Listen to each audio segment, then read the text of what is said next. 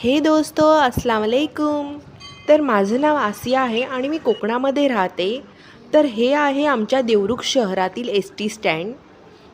तर मित्रांनो, पाऊस पडत होता, त्याचबरोबर मे महिना म्हटल्यावर एवढी गर्दी असणे हे स्वाभाविकच आहे। तर पूर्वीचं पण देवरुखचं एस टी स्टँड खूप छान होतं, पण हे पण छान आहे। तर देवरुख एस टी स्टँडचा व्लॉग मी बनवलेला आहे आणि ते माझ्या यूट्यूब चॅनलवर उपलब्ध आहे।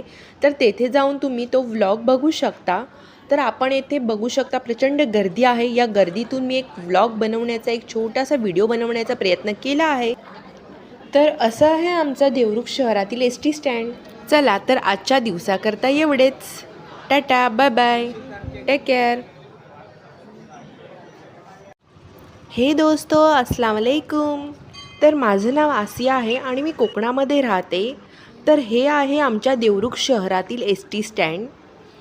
तर मित्रांनो, पाऊस पडत होता, त्याचबरोबर मे महिना म्हटल्यावर एवढी गर्दी असणे हे स्वाभाविकच आहे। तर पूर्वीचं पण देवरुखचं एस टी स्टँड खूप छान होतं, पण हे पण छान आहे। तर देवरुख एस टी स्टँडचा व्लॉग मी बनवलेला आहे आणि ते माझ्या यूट्यूब चॅनलवर उपलब्ध आहे। तर तेथे जाऊन तुम्ही तो व्लॉग बघू शकता। तर आपण येथे बघू शकता प्रचंड गर्दी आहे। या गर्दीतून मी एक व्लॉग बनवण्याचा, एक छोटासा व्हिडिओ बनवण्याचा प्रयत्न केला आहे। तर असं आहे आमचा देवरुख शहरातील एस टी स्टँड। चला तर आजच्या दिवसाकरता एवढेच। Tata, bye bye, take care.